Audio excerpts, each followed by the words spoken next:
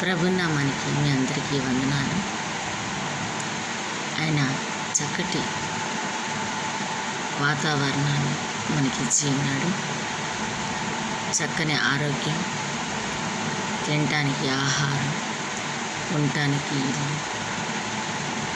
మనకి వ్యాధి బాధలు రాకుండా ఈ రోజుల్లో ఈ వర్షాకాలంలో అనేక మందికి జ్వరాలు, డెంగ్యూ జ్వరాలు, మలేరియా, టైఫాయిడ్, కానీ వీటన్నిటికీ గురి కాకుండా ఆయన మనలను తన ఆరోగ్యకరమైన రెక్కల నీడలో దాచిపెట్టి ఉన్నాడు.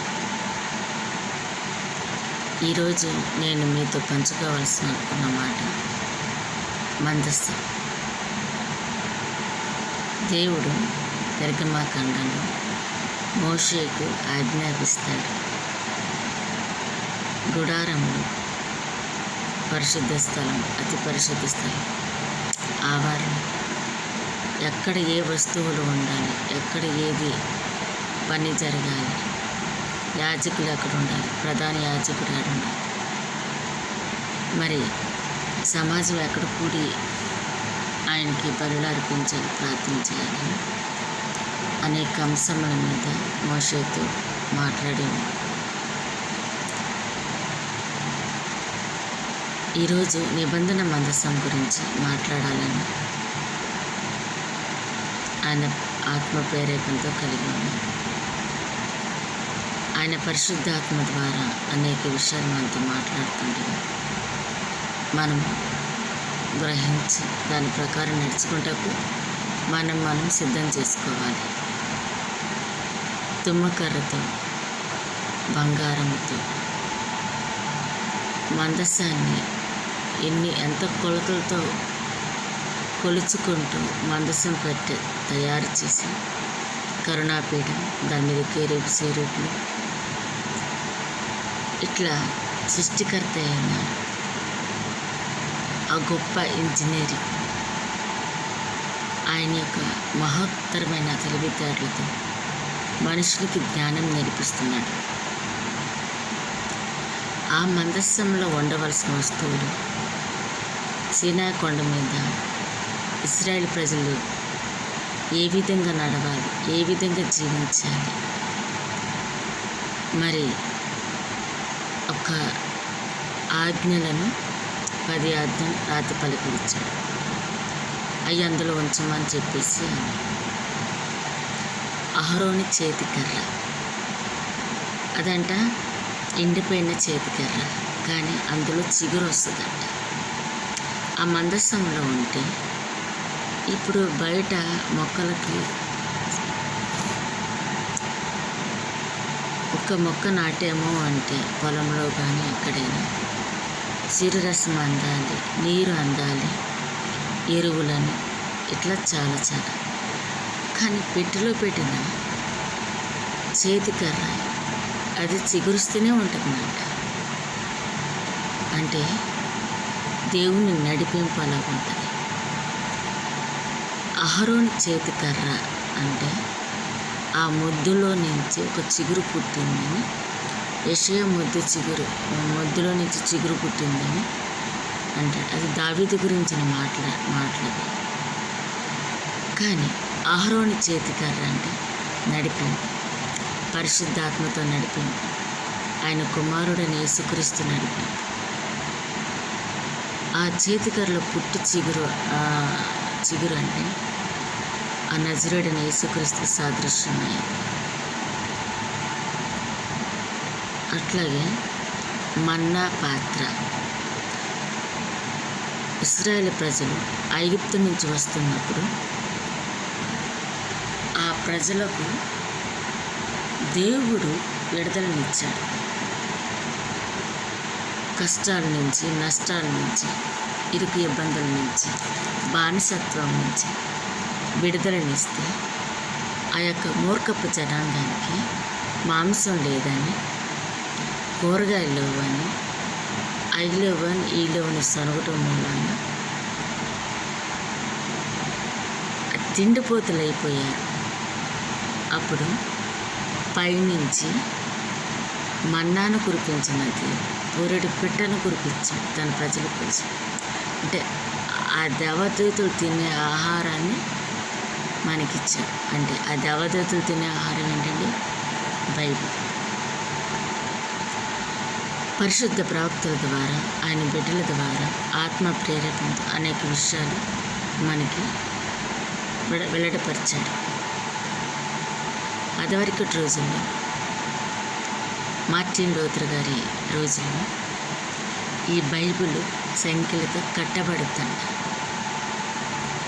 పోపు గారు ఎవరో అక్కడ సంబంధించిన వాక్యం బోధిస్తేనే బోధన, చదవటానికి లేదు, దాని ప్రకారం జీవించడానికి లేదు.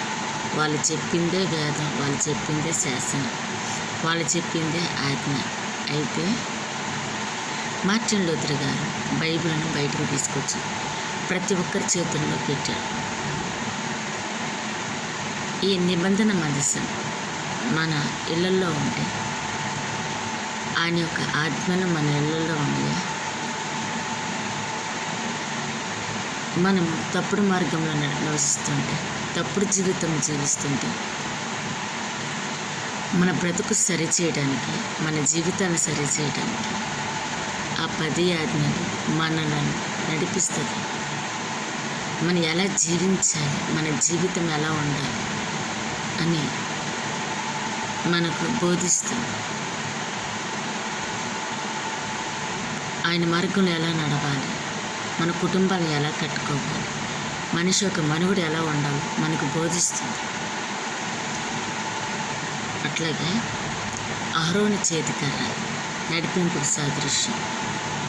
మన ఎవరితో నడుస్తున్నాం, మన సహవాసం ఎవరితో ఉంది, మంచిగా ఉందా, చెడుగా ఉందా, మంచి స్నేహితులతో ఉంటున్నాము, చెడు స్నేహితులతో ఉంటున్నాము, మనము నిజమైన దేవుడితో నడుస్తున్నాము, అపవాది సంఖ్యతో కట్టబడి ఉంటున్నాము. ఆ చేతికర్ర ఎలా ఉందంటే చిగురించి చేతికర్రలా ఉంది. మన జీవితాలు అలాగే చిగురుస్తున్నాయా, నాశనాన్ని కుంపట్లో పడిపోతున్నాయా? మనం ఎటువైపు నడుస్తున్నాం, మనం ఎలా బ్రతుకుతున్నాం, మన జీవితాలు ఎలా? అది నడిపింపు సాదృశ్యం. అట్లాగే మన్నాగల పాత్ర ఎలా ఉందంటే ఆయన రక్తానికి సాదృశ్యం, ఆయన శరీరానికి సాదృశ్యం అయింది. ఆయన రక్త శరీరాలు మనం తీసుకున్నప్పుడు ఎంత బలవంతంగా ఉంటాం, ఎంత పరిశుద్ధులుగా ఉంటాం, ఆయన వల్లే జీవిస్తామంట. మన ఇళ్ళల్లో ఈ మందసం ఉంది, మన బిడ్డల్లో ఉంది, మనలో ఉంది, మన హృదయాల్లో. అనుదినం ఆయన ఆహారాన్ని భుజిస్తున్నాము. ఆహారం అంటే ద్రాక్షరసం, రొట్టె కాదు, బైబిల్ వాక్యం. ఈ వాక్యాన్ని బోధిస్తున్నాం, మనము భుజిస్తున్నాము. యెహెజ్కేల్లో ఉంటుంది కదా, యెహెజ్కేలు కంట తన నోటికి ఒక పుస్తకం అంట ఇచ్చాడంట. అది పుస్తకం తింటూ ఉంటే తేనెలాగా ఉందంట. ఆయన మాటలు కలిగిన ఈ బైబిల్ తేనెలాగానే ఉంటుంది. తేనె పలుకులే మన జీవితాలను చక్కజేసేది, మన నడతలను సరిచేసేది, మన పనులను సరిచేసేది, మన తప్పుదోవలో నడుస్తే సరైన మార్గంలో నడిపించేది, మనకు శక్తినిచ్చేది. అన్నదమ్ముల మధ్య ప్రేమానురాగాలు, ఉమ్మడి కుటుంబంలో ఉన్న ప్రేమానురాగాలు, జ్ఞానం గల స్త్రీ ఎలా ప్రతి జ్ఞానం లేని అనేక విషయాలు ఉన్నాయండి. అట్లా ఆయన పరిశుద్ధాత్మ ద్వారా ఆయన ప్రవక్తలకు, ఆయన జనాంగాన్ని ప్రజలకు తెలియపరచడానికి అందించిన ఈ దివ్యమైన మాటలు. ఇందులో మనం చాలా విషయాలు నేర్చుకోవాలి. మనం ఎలా నడవాలనేది కూడా నేర్పిస్తుంది. ఇశ్రాయేలు ప్రజలు ఆ రోజుల్లో బానిసలుగా ఐగుప్తు దేశాన్ని ఉండిపోతారు. అంటే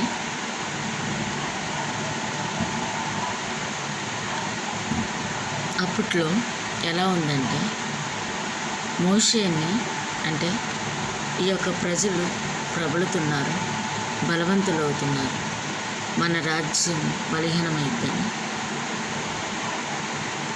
ఫరో అనుకొని అక్కడున్న పిల్లలను చంపడానికి చేస్తున్నారు.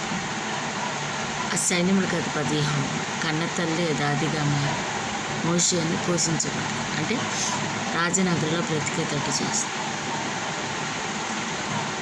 పేదవాడైన బానిసైన మోషే రాజనగర్కి తేపడతాడు.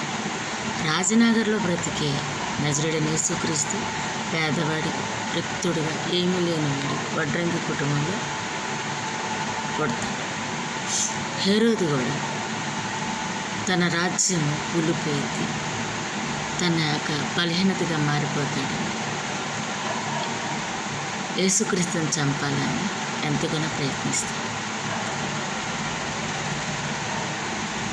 మోషేకి యేసుక్రీస్తు జీవితాలకు చాలా దగ్గర సంబంధం. తన ప్రజలను, ఇశ్రాయేలు ప్రజలను బానిసత్వం నడిపించడానికి మోషే దాచబడి ఈ లోకానికి పంపించబడి బలపరిచి అంటే పేదవాడు కూడా రాజనగర్కి వెళ్ళి రాజనగర్ నుంచి పారిపోయి మళ్ళీ బలపరచబడి తన యొక్క ప్రజలను రక్షిస్తాడు. అట్లాగే పాపమైన మన కొరకు రాజకుమారుడైన నజరుడైన యేసుక్రీస్తు యువరాజుగా బతకాల్సిన వాడు కన్యని మరీకి పేదవాడికి వడ్రంగి పుట్టి మన కొరకు ఈ లోకానికి వచ్చాడు. మన కొరకు బలియాగం అయ్యాడు. అనేక ఉపమానాలు చెప్పి అనేక అద్భుతములు చేసి మాదిరికరంగా బ్రతికి మనల్ని రక్షించుటకు, ఆయన రాజ్యం చేర్చుటకు మన కొరకు ఆయన సిలువలో మరణించారు.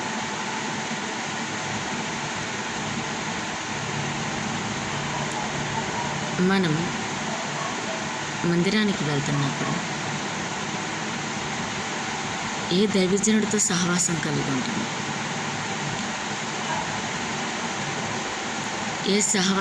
ఈ రోజుల్లో నేను కొన్ని సహవాసాలు చూస్తున్నాను. బైబిల్ రీసెర్చ్ సెంటర్స్ అని, యెహోవా సాక్షులని, ఇట్లాగా చాలా సహవాసాలు చూశాను. కానీ అవి కరెక్ట్ కావు. పరిశుద్ధాత్మ ద్వారా నడిపింపు కలిగి, పరిశుద్ధాత్మ అభిషేకం పొంది దేవుని యొక్క నడిపింపుతో ఏ సంఘం అయితే నడిపించబడితే ఆ సంఘానికి మనం నడిపించాలి. ఈ రోజులో కొన్ని సంఘాలు రాజకీయంగా కోట్లాట్లు, ఆయన ఆస్తులని పనిచేసుకోవడం, అమ్ముకోవడం, ఆయన డబ్బుని పంచుకోవడం, ఇట్లాంటి నేరాలు ఘోరాలు జరుగుతున్న సంఘాలు. అలాంటి సంఘాలకు మనం వెళ్ళక ఆయన ఆత్మరూపం, ఆయన కొరకు బ్రతికే దైవజన్, పేదవాడైనా యవనస్తుడైనా ఎవరైనా ఆయన ఆత్మతో నడిపించబడి ఆత్మల భారం కలిగి ఆకలి దప్పులు కలిగి నిజమైన సేవకుడు ఎవరున్నారు ఆయన దగ్గరికి నడిపించబడి. అదివరకటి రోజుల్లో కొంతమంది సేవకులు ఆస్తులను అమ్మేసి తమ కష్టార్జితాన్ని పేదవాళ్ళకి పంచుతారు, దేవుని ప్రేమను పంచుతారు. ఈ రోజుల్లో అత్త సొమ్ము అల్లుడుకు దానం అన్నట్టుగా వాళ్ళు సంపాదించి ఆయన బిడ్డలకి ఇస్తారు. వీళ్ళు దొంగ పనులు చేస్తూ దోచుకుంటున్నారు. ఇలాంటి వాళ్ళు చాలామందిని చూస్తున్నాను. దేవుని బిడ్డలారా, అట్లాగా మనం ఉండకూడదు. దేవుడు సొమ్ము ముట్టిన వాళ్ళు ఆయన శాపానికి గురవుతారు.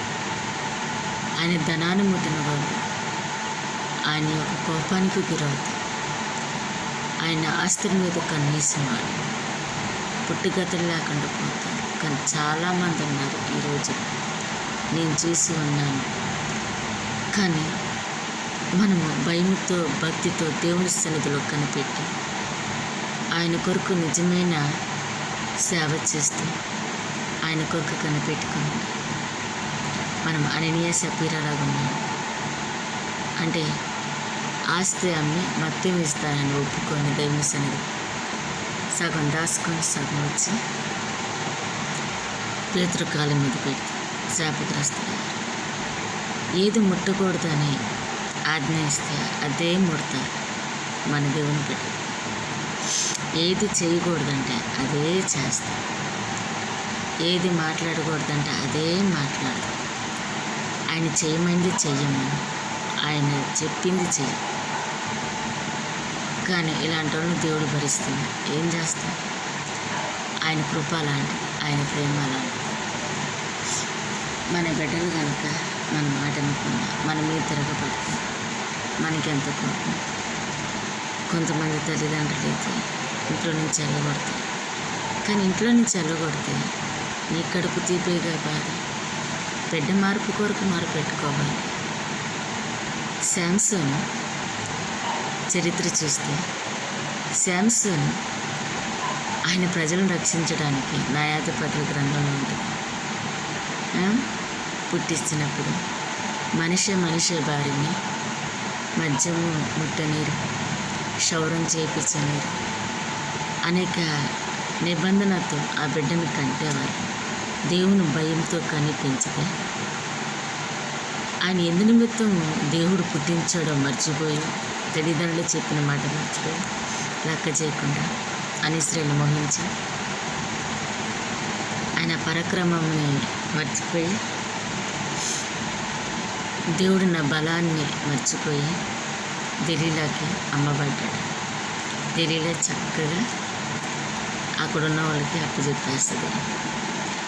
దానివల్ల ఏం జరిగిద్దండి? శాంసన్ కళ్ళు పోగొట్టుకున్నాడు. వాళ్ళ మీద కత్తి తీర్చుకున్నాడు, కానీ ప్రాణం పోయింది కదా. బానిసగా కట్టబడి ఉన్నాడు కదా. అదేదో తల్లిదండ్రులు చెప్పినప్పుడు, దేవుడు బయలుపరిచినప్పుడు నువ్వు జాగ్రత్తగా ఉండి నువ్వు జాగ్రత్తగా ఉండి ఆ పరిస్థితి నీకు వచ్చేది కాదు కదా. అందుకే చెప్తున్నాను, జ్ఞానం కలిగి నడుచుకోవాలి, జ్ఞానం కలిగి ఉండాలి. సొలొమోను బత్షెబకు దావీదుకు కను. బత్షెబ ఉరియా భార్య. ఉరియా ఎవరు? దావీదు సైనికుడు. కానీ దావీదు మోహించి ఆవిడతో ఉరియాని చంపించి, తెలివితో చంపించి భార్యను చేసుకుంటే మొదటి పిల్లవాడు చనిపోతాడు. మోషే పుడతాడు. మోషే ఫస్ట్లో దేవుని సన్నిధిలో కనిపెట్టాడు, దేవుని సన్నిధిలో మొరపెట్టాడు, దేవునితో సన్నిధిని ఆరాధించాడు, తన ప్రజలను తెలివిగా జ్ఞానంగా నడిచాడు. ఎక్కువ మంది భార్యని కలిగి అన్య దేవతలను దిగ్గగించారు.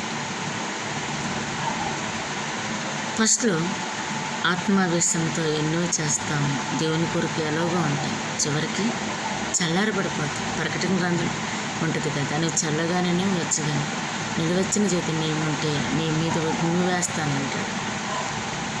లేకపోలేదా? ఈ రోజుల్లో ఉన్నారు, చాలామంది ఉన్నారు. 2 పడవల మీద కాలేసే వాళ్ళు ఉన్నారు, నాలాంటి వాళ్ళు. కానీ జ్ఞానం కలిగి మనం భయంతో భక్తితో అన్ని సన్నిధిలో కనిపెడితే, ఆయన సన్నిధిలో ఆరాధిస్తే మనం ఎత్తబడే వారంలో ఉంటాం. అంతేగాని సొలొమోనులో పడిపోకూడదు, శాంసన్లో పడిపోకూడదు. దావీదు తన తప్పులు తెలుసుకున్నాడు, తన పాపం తెలుసుకున్నాడు, ఆ దేవదేవుని సన్నిధిలో మొరపెట్టుకున్నాడు, దేవుని స్నేహితుడిగా మారి. అబ్రహాము చేయలేదు, చేశాడు. కానీ ఆయన సన్నిధిలో మొరపెట్టుకుంటే, ఆయన నడతల్లో నడిచి, ఆయన వాక్యము తన హృదయంలో ఉంచుకుంటే దేవుని ముఖాముఖితో మాట్లాడుకుంటా. కానీ ఏలియా ఇట్లా చెప్పుకుంటూ పోతే చాలా విషయాలు ఉన్నాయి, చాలా విషయాలు మనం మాట్లాడుకోవచ్చు. కానీ మన కుటుంబం ఏ పరిస్థితిలో ఉంది, మన స్థితిగతులు ఎలా ఉన్నాయి,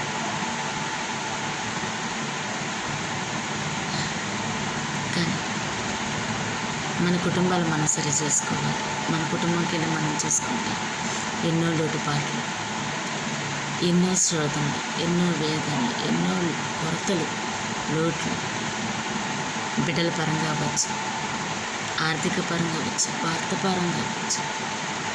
కానీ మనం అన్నిటినీ జయించాలి అంటే ఒకటే ప్రార్థన, వాక్యం అనే అర్థంగా ఏ నడిపింపులో ఉన్నా తెలుసుకొని మనం నడుచుకుంటే మన కుటుంబాలు కట్టబడతాయి, మన బిడ్డలు కట్టబడతాయి, మన అవసరతలు తీర్చిపోతాయి, మన యొక్క స్థితిగతులు మారిపోతాయి. లోకానికి ఉప్పగా ఉంటాం, లోకానికి వెలుగుగా ఉంటాం, సాక్షిగా ఉంటాం. ఒకప్పుడు నా బిడ్డలను కూడా ఆయన సాక్షులుగా ఉంచాలని ఆశపడతాను. కానీ చిన్నపిల్లలకప్పుడు బాగానే ఉంది. ఎదిగే కొద్దీ దేవుని మర్చిపోయి వాళ్ళ భవిష్యత్తు గురించి ఆలోచిస్తున్నారు. అటు వెళ్ళాలి, ఇటు వెళ్ళాలి, అట్లా డబ్బులు సంపాదించాలి, ఆ ఉద్యోగం చేయాలి, ఈ ఉద్యోగం చేయాలి అని. కానీ దేవుని పక్కన పెట్టారు. అది చాలా తప్పు. ఎప్పుడు మనం అట్లా చేయకూడదు. దేవుడు ముందు ఉండాలి, మనం వెనుక ఉండాలి. ప్రతిదీ దేవుని సన్నిధిలో కనిపెట్టాలి, ప్రతిదీ దేవుని సన్నిధిలో మొరపెట్టాలి. దేవుడిస్తేనే మనం తీసుకోవాలి. దేవుడు సహాయం చేస్తాడు, ఆయన కృపనిస్తాడు. మరి ఆ మందస్సాన్ని అహరోను చేతికర్ర, చిగురించి చేతికర్ర, మన్నగల పాత్ర, పదాజ్ఞ గల రాతి పలక మందస్సంలో ఉంచుకొని మన ఇంట్లో ఉంచుకొని ఆయన సన్నిధిలో కనిపెట్టి ఆయన నడిపింపులు, ఆయన వాక్యం, ఆయన ఆజ్ఞలుగా ఇక్కొని ఆయన సన్నిధిలో మనం కనిపెట్టి మన బిడ్డలను, మన కుటుంబాన్ని సరి చేసుకుంటాం. ఈ చిన్న వాక్యం దేవుడు మన హృదయాలు, మన కుటుంబాలు, మన జీవితాన్ని ఫలించి అభివృద్ధి చెందించి ఆ విధంగా నడుచుకుంటూ మనకు సహాయం చేయండి కాక. ఆమె ఈ వీడియో కనుక నచ్చితే సబ్స్క్రైబ్ చేయండి, లైక్ చేయండి, మీ ఫ్రెండ్స్కి చెప్పండి. బెల్ ఐకాన్ కొట్టండి, ఆలన బటన్ నొక్కండి. మీ విలువైన సలహాలు కామెంట్ రూపంలో పెట్టండి. నా బిడ్డల కొరకు, నా కొరకు ప్రార్థించండి. మీ ప్రార్థన అవసరతలు చెప్తే చాలు. మీ కొరకు ప్రార్థించడానికి సిద్ధంగా. Praise the lord.